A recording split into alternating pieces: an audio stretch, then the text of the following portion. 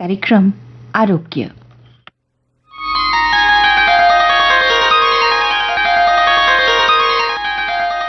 नमस्कार। आज के प्रोग्राम में सभी श्रोताओं का हम स्वागत करते हैं।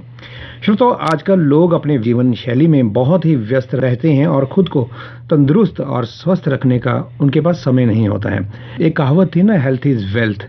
हमारी हेल्थ जो है वही हमारी वेल्थ है और उसको बहुत सारे लोग अब मानने लगे हैं, क्योंकि जब इंसान बीमार पड़ता है तो उसे एहसास होता है कि हमारी सेहत, अच्छी सेहत कितनी ज़रूरी है। पैसा उसके आगे कुछ नहीं है, सेहत ही सब कुछ है। तो आज के आरोग्य प्रोग्राम में हमारे साथ हैं हमारे स्टूडियोज़ में डॉक्टर अभिषेक मगोत्रा। आज हम इनसे बात करेंगे कि खुश रहना और पौष्टिक आहार लेने से किस तरह से हम अपना स्वस्थ जीवन जी सकते हैं। डॉक्टर अभिषेक जो हैं वो आयुर्वेद के ज्ञाता हैं और हमें बताएंगे आज की इस प्रोग्राम में इसी विषय पर कुछ खास बातें। डॉक्टर साहब, आपका स्वागत करते हैं प्रोग्राम में। सबसे पहले बहुत बहुत धन्यवाद। आयुर्वेद में दिनचर्या की बहुत बात होती है, इसका हमारे स्वस्थ शरीर से क्या संबंध है? देखिए, जब हम दिनचर्या की बात करते हैं तो दिनचर्या जो भी रेजीम या जो भी एक्टिविटीज़ हम सुबह उठ के और सोने तक जो एक्टिविटीज़ हम करते हैं वो सभी हमारी दिनचर्या के अंडर आती है। जैसे आयुर्वेद की अगर हम बात करें, उसका प्रयोजन की अगर बात करें तो प्रयोजन चास्य स्वास्थ्य स्वास्थ्य रक्षणम आतुरस्य विकार प्रशमनम च।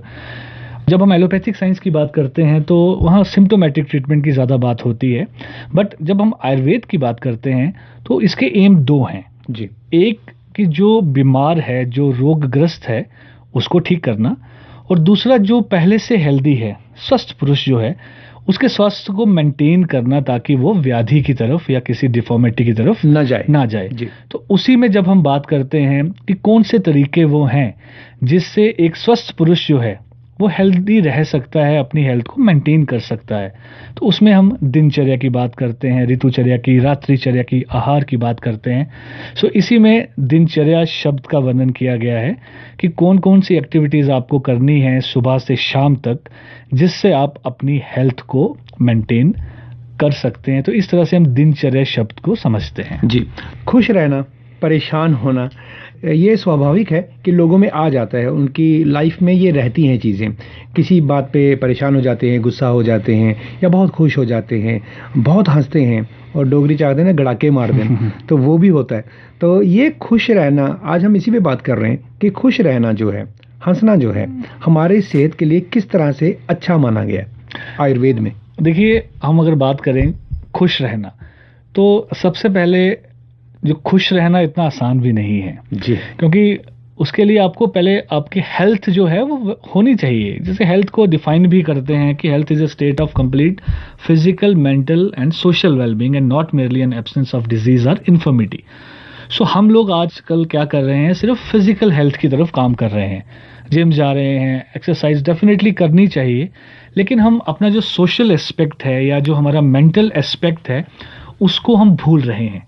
तो इसलिए हम अपने मसल्स को देखते हैं, हम अपनी बॉडी बिल्डअप को देखते हैं और हम सोचते हैं कि हम हेल्दी हो गए, लेकिन उसके बाद भी हमारे अंदर वो सुकून, वो जॉयनेस, जो आपने हंसने की बात की, वो मिसिंग होती है, क्योंकि हमारे दिमाग में क्या चल रहा है वो अलग है और हम बॉडी को, मसल्स को मेंटेन कर रहे हैं, वो अलग बात है। तो दिमाग में जो चल रहा है वही खुशी को, गम को, गुस्से को लाता है। बिल्कुल। देखिए, जैसे क्या होता है कि हमारी जो फीलिंग्स हैं, हम क्या रिएक्ट करते हैं, हम कैसे रिएक्ट करते हैं, इसके एक एग्जांपल देता हूँ।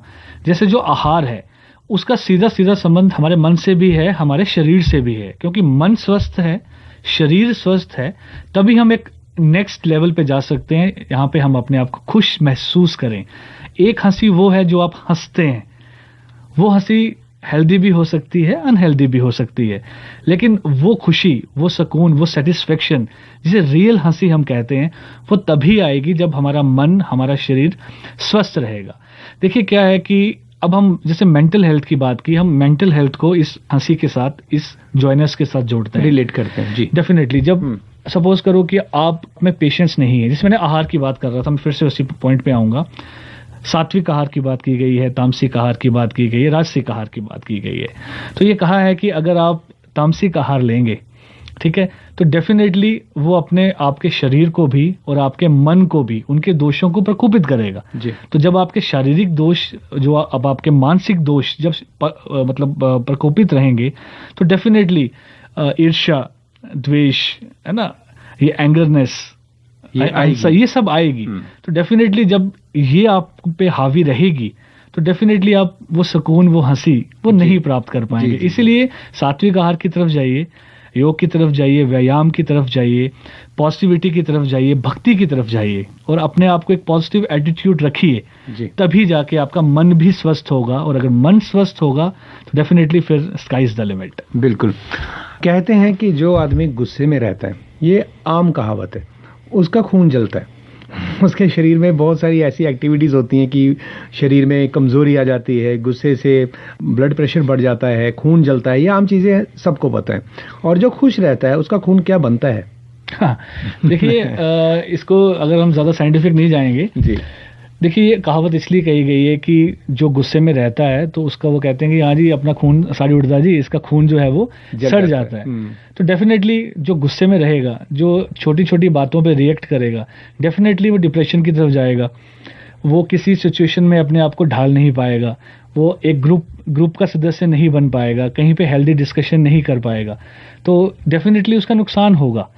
मानसिक रूप पे भी उसका नुकसान होगा और शारीरिक रूप पे भी उसका नुकसान होगा और सामाजिक रूप से भी होगा। सामाजिक से भी होगा। जैसे सोशल हेल्थ की हमने बात की, तो जब आपकी बॉडी जो है वो हर चीज में एग्रीवेट है, डेफिनेटली जो गुस्से वाला इंसान है उसको गुस्से के साथ उसके साथ डिप्रेशन जुड़ा होगा, वो किसी बात पे रिएक्ट कर जाएगा, किसी को कुछ बोल देगा, उसको फिर रियलाइज होगा, तो ये जो प्रोसीजर है, ये जो प्रोसेस है, ये उसको डिप्रेशन की तरफ ले जाएगा। तो डेफिनेटली वो नेगेटिविटी की तरफ जाएगा क्योंकि वो पहले ही वो गुस्से में है। जब आप नेगेटिविटी की तरफ जाओगे तो फिर कुरीतियां और बहुत सी ऐसी चीज़ें हैं, वो आहार उसका सही नहीं होगा, वो अल्कोहलिज्म की तरफ जा सकता है, वो अपने आप को सेटिस्फाइड करने के लिए, अपने ईगो को सही करने के लिए वो लोगों से लड़ेगा, वो अपने आहार विहार, अपनी दिनचर्या सबको वेस्ट करेगा। तो डेफिनेटली उसका इफेक्ट, उसकी डाइट का इफेक्ट, जैसे मैंने बोला, इंडायरेक्टली आपकी बॉडी पे पड़ेगा।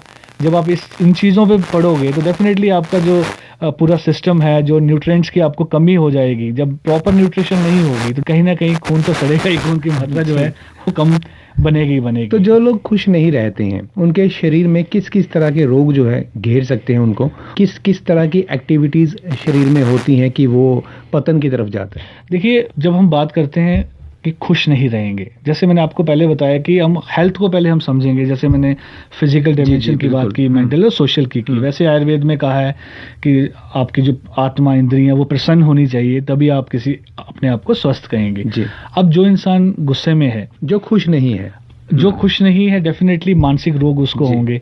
तो इसका मतलब वो मेंटली फिट नहीं है। मैंने बताया डिप्रेशन की तरफ जाएगा, साइकोसिस की तरफ वो जाएगा, एग्रेशन उसका बहुत ज़्यादा होगा। उसके बाद सोशली भी अनहेल्दी हो जाएगा, जैसे मैंने कहा वो ग्रुप का पार्ट नहीं बन पाएगा।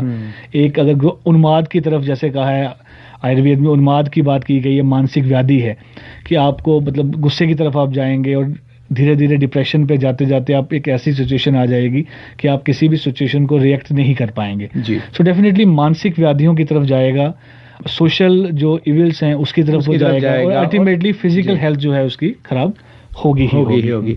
और इससे ब्लड प्रेशर भी फ्लक्चुएट होगा, कम होना, ज्यादा होना। डेफिनेटली उससे ब्लड प्रेशर से बहुत सारी बीमारियां जुड़ी हुई। देखिए क्या है कि ये चेन सी बन जाती है। देखिए इसमें क्या है कि जब आप एग्रीवेट हैं तो आपकी बॉडी के जो सिस्टम है वो उत्तेजित हुए हैं उस समय। गुस्सा जब आप किसी को आता है, अगर आप उसका बीपी चेक करें उस समय तो डेफिनेटली हाई होगा। और अगर पहले से ही किसी को ब्लड प्रेशर की प्रॉब्लम है और वो अगर तीव्र गुस्सा करता है या एग्रेशन होता है तो स्ट्रोक वगैरह भी उस सिचुएशन में उसको हो सकता है। बिल्कुल। तो खुशी क्या देती है इंसान को? खुशी एक अच्छा स्वास्थ्य देती है, एक अच्छा हेल्थ आपको देती है, आपकी पर्सनैलिटी को डेवलप करती है और आपको एक अच्छा इंसान भी बनाती है। बिल्कुल। और खुशी जो काम किया जाता है वो बिल्कुल टारगेट है, वहाँ पे पहुँचता है वो, और इंसान अपने टारगेट को समय पर अचीव करता है। डेफिनेटली। खुश रहने के साथ साथ हमें एक पौष्टिक आहार की बात भी आज करनी है। तो पौष्टिक आहार हम किसे कहते हैं? देखिए, आहार डेफिनेटली हमारी जो सिस्टम है, हमारी पर्सनैलिटी आहार से ही बनती है। अगर हम न्यूट्रिशन की बात करें, हमें ये जानना चाहिए कि जो न्यूट्रिशन है वो दो तरह का है। एक माइक्रो न्यूट्रिएंट्स हमारी बॉडी में होते हैं, एक मैक्रो होते हैं।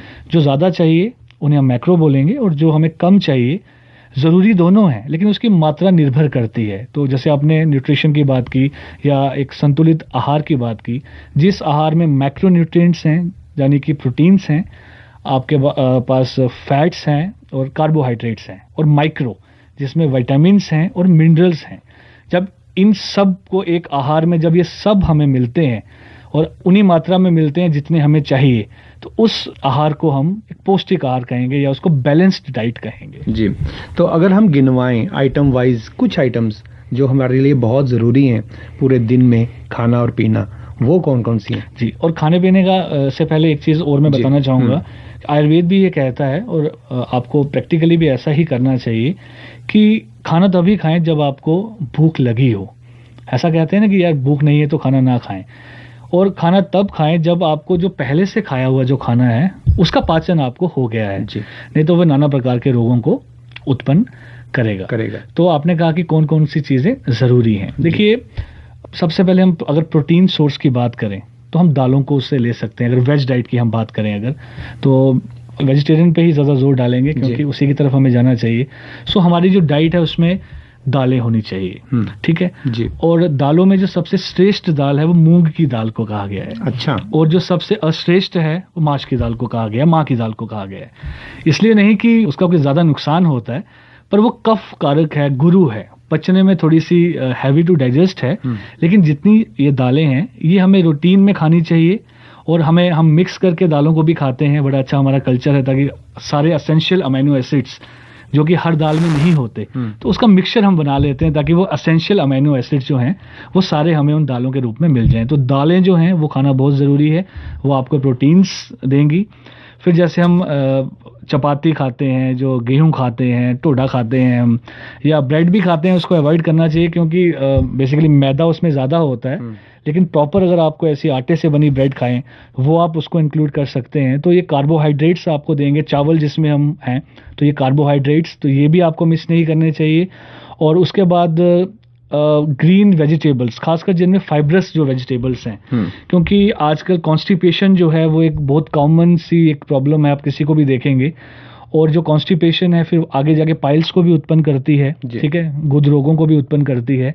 तो ऐसा आहार जिसमें फाइबर ज़्यादा है तो वो हमें अपनी डेली रूटीन में लेना चाहिए। और अगर विटामिन्स और मिनरल्स की बात करें, सो हमें ग्रीन जो वेजिटेबल्स हैं, पत्ते वाली जो वेजिटेबल्स हैं, वो अपने आहार में डेली उसको ऐड करना चाहिए, मिक्स करके खाना चाहिए। जी। और दालों को, सब्जियों को मिक्स करके खाना चाहिए। दूध हमें लेना चाहिए, जो मिल्क है, खासकर गाय का दूध। जो श्रेष्ठ दूध है वो गाय का कहा गया है, और अश्रेष्ठ जो है वो भेड़ का कहा गया है। तो इसलिए भैंस से अच्छा अगर आपको गाय का अगर दूध मिल जाता है तो आप गाय का दूध अपनी डाइट में ले लें जी। पनीर, हाँ पनीर ले सकते हैं। दही का क्या है कि देखिए, दही जो है एक कफ कारक होता है जी। लेकिन जब उसका संस्कार करके उसको पानी में डाल के हम मंथते हैं और तक्र बना देते हैं तो वो उसी कफ को कम करता है। तो इसलिए जो दही है वो रात को नहा लें आप, क्योंकि जो हमारी चैनल्स हैं, जो हमारे स्रोतस हैं, वो उनका अवरोध करता है। तो इसलिए दही खाना चाहिए, लेकिन रात को अवॉइड करें और मिनिमम मात्रा में लें। और तक्र, अगर उसका तक्र आप बना लें, उसमें आप अजवाइन डाल लें, आप उसमें पुदीना डाल लें और उसको अच्छे से आप शेक कर लें काला सेंधव नमक के साथ, वो आपकी डाइजेशन को भी बढ़ाएगा।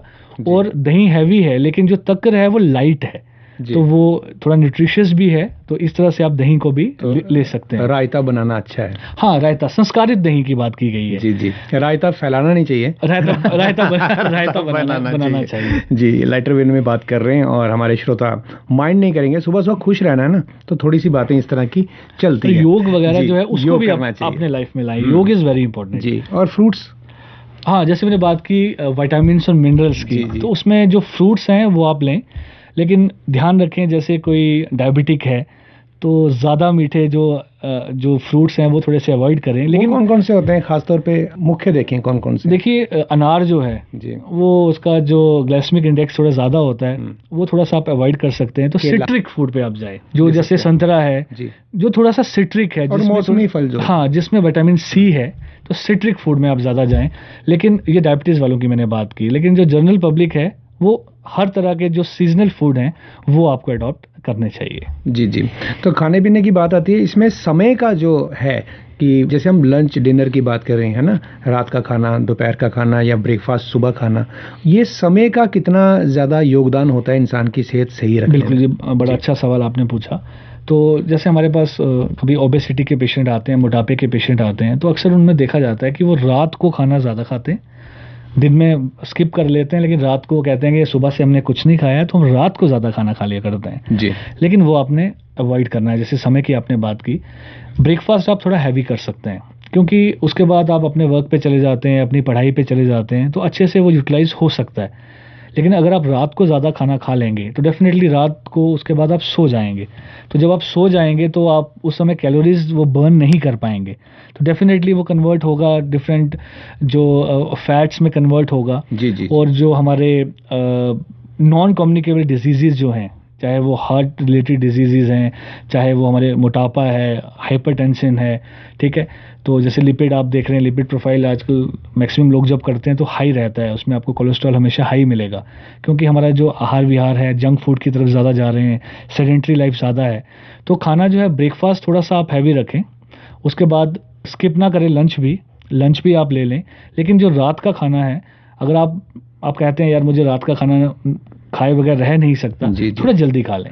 आप 8 बजे तक, 7:30 8 बजे तक खा लें, ताकि सोने से पहले 3-4 घंटे का गैप आपको मिल जाए, क्योंकि उस दौरान आपकी कैलोरीज थोड़ी बहुत बर्न हो जाएंगी। ऐसा नहीं है कि 10 बजे, 10, 11:30 बजे खाना खाया और खाते ही आप सो गए, वो आपको अवॉइड और करना डिनर चाहिए। को कम खाएं। डिनर कम करें, जी। और तभी खाएं जब आपको लगे कि मुझे भूख है, जब आपको शुद्ध डकार आ जाए, जो एक अंदेशा देता है कि हाँ मेरा पहले का खाना पच चुका है, और आपकी बॉडी खुद आपको बोलेगी yes no I need food, मुझे खाना चाहिए। तो ओवर ईटिंग ना करें, ओवर ईटिंग से भी व्याधियां होंगी और कम खाने से भी व्याधियां होंगी। जी, तो जी, संतुलित आहार खाएं और बिल्कुल एक अच्छी मात्रा में खाएं, जितनी आपकी बॉडी जो है। और खासकर कहते हैं कि अगर 4 फुल्कों की भूख है तो 3 खा लें, तो एक कम खाएं, उसमें फायदा है। जी जी। लेकिन अगर 4 की है तो 5 खाएंगे, उसमें नुकसान है। लेकिन body उन 3 में जो आप खाएंगे वो न्यूट्रिशन उसमें पूरा होना चाहिए, दालें सब्जियां सब कुछ होना चाहिए। जी, नहीं जी। तो अंडर डाइट होके आपको माल न्यूट्रिशन भी हो सकता है। तो थोड़ा आसानी से अगर हम समझाएं अपने श्रोताओं को, तो एक आइसक्रीम की कोन को देख लें जो सीधी खड़ी है, और जो टॉप है उसका वो ब्रेकफास्ट है, ज़्यादा हैवी। बिल्कुल, definitely। और सेंटर में आ गया, थोड़े कम हो जाते हैं ना, तो वो हो गया लंच, और बिल्कुल नीचे कोन का जो हिस्सा होता है, टिप होती है, वो हो गया डिनर। जी, तो बिल्कुल। इस तरह से कोन को याद रखिए तो आप लेकिन समय पे खाइए, समय पे खाना बहुत जरूरी है, समय पे चाहिए जी बिल्कुल। लेकिन रात का थोड़ा सा आप पहले कर सकते हैं, जी, एडवांस में कर सकते हैं, और थोड़ा। सोने में गैप होना चाहिए। गैप 3 से 4 घंटे का गैप काफी है। और खाइए पौष्टिक आहार, और रहिए खुश हमेशा। घर में प्रसन्न रहिए, बाहर ऑफिस में रहते हैं वहाँ प्रसन्न रहिए, अपनी दुकान पे जहाँ पे भी आप बिजनेस करते हैं या खेतों में हैं, खुश रहिए, प्रसन्न रहिए, और साथ में हंसते हंसते खुशी खुशी अपने आस पड़ोस के लोगों को भी अपने साथ रखिए, और पौष्टिक आहार जो है वो ज़रूर खाइए, जैसे डॉक्टर साहब ने कहा। चलते चलते डॉक्टर साहब, आप कुछ कहना चाहते हैं हमारे श्रोताओं को? देखिए, मैं एक बड़ी इंपॉर्टेंट चीज़ आपको बताना चाहता हूँ। जो हमारी लाइफ है वो 2 चीज़ों पे बहुत डिपेंडेंट होती है। एक वर्ड है क्वालिटी ऑफ लाइफ, और एक है स्टैंडर्ड ऑफ लिविंग। सो यही तय करती है हमारी हेल्थ क्या है।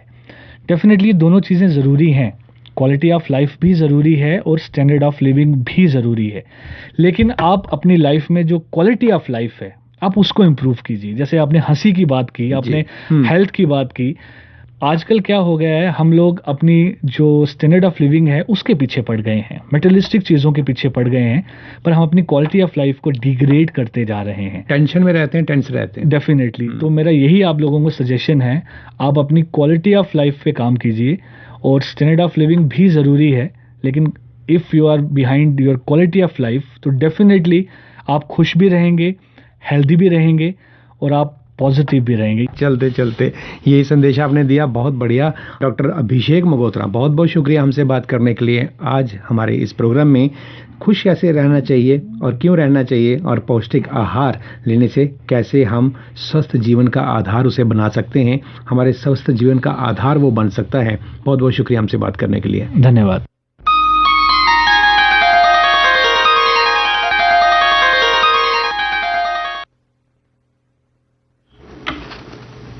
खुश रहना और पौष्टिक आहार स्वस्थ जीवन का आधार।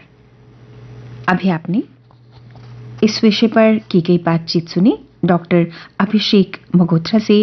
कार्यक्रम था सेहत संबंधी आरोग्य।